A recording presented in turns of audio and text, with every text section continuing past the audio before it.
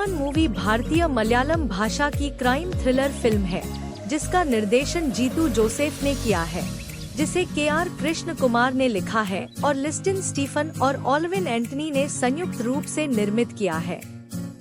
Film में आसिफ अली के साथ रेंजी पनिक्का, हन्ना रेजी कोशी और मेघनाथन है। कहानी गिरी शंकर नामक एक सीपीओ की है, जिसे उसके सहकर्मी और उसके गांव वाले तिरस्कार की नजर से देखते हैं। एक अपमानजनक घटना का बदला लेने के दौरान उसकी जिंदगी उथल-पुथल हो जाती है। मूल बैकग्राउंड स्कोर और एक गीत विष्णु श्याम ने तैयार किया था। गिरी शंकर अपने गांव के पुलिस थाने में एक युवा सीपीओ है। वह बहुत चौकस है और सुराग ढूंढने में माहिर है। नतीजतन उसके वरिष्ठ अधिकारी सीआई पिल्लई और एसआई सुकुमारन नायर उसकी जासूसी क्षमता की सराहना करते हैं और उसे प्रोत्साहित करते हैं, जिससे उसके कुछ साथी कांस्टेबल भी ईर्ष्या करते हैं। वह अक्सर उन घमंडी गांववालों से परेशान रहता है जो उसका अनादर करते हैं।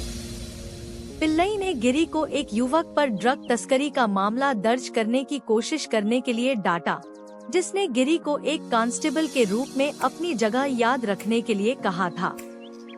पिल्लई फिर ड्यूटी से सेवानिवृत्त हो जाता है और हरिलाल नामक एक नया पुलिस अधिकारी नए सीआई के रूप में कार्यभार संभालता है।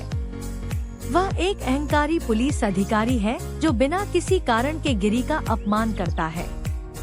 कबड्डी मैच में सीआई द्वारा अपमानित होने के बाद वह बदला लेने की कसम खाता है।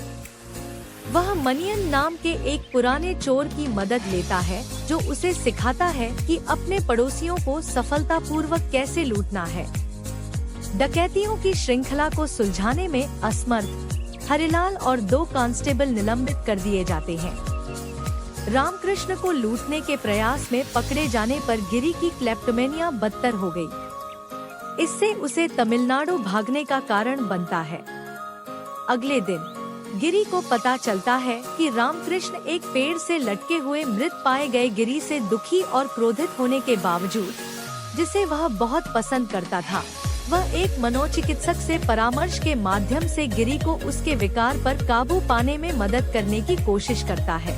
गिरी ने पिल्लई से तमिलनाडु में मामलों और इसी तरह की घटनाओं को सुलझाने की अनुमति मांगी, जो उन्हें तमिलनाडु पुलिस के एक कांस्टेबल सेंथिल कुमार से पता चला। इसी तरह की घटनाओं की संख्या बहुत अधिक पाई जाती है और घटनाओं ने एक प्रवृत्ति का पालन किया। गिरी ने आत्महत्या करने वाले लोगों के बीच समानता की पहचान की। गिरी ने पाया कि एक खेत में हाल ही में हत्या की शिकार हुई एक पीड़िता भी सीरियल किलर की शिकार थी और उसके बटुए में एक रहस्यमय पत्र था।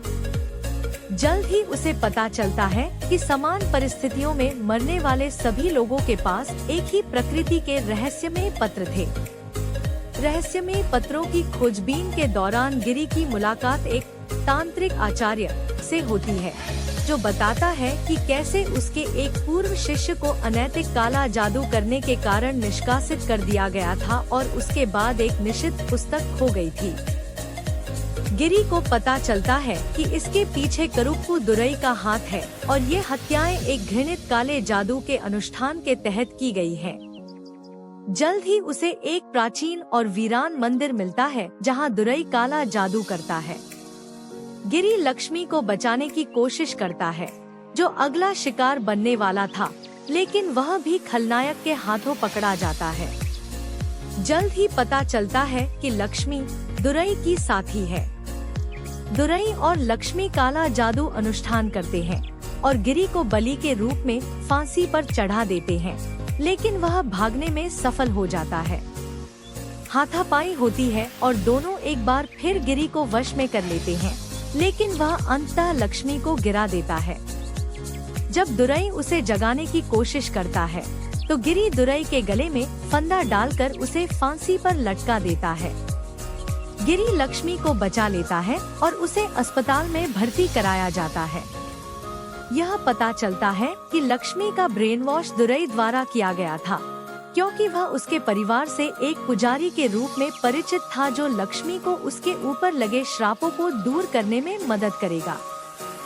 कुछ महीने बाद पिल्लई और सुकुमारन गिरी के घर पहुंचते हैं और उसे बताते हैं कि उसे क्राइम ब्रांच की विशेष जांच टीम में शामिल होने के लिए चुन लिया गया है। फिर उन्हें पता चलता है कि कल रात एक डकैती हुई थी।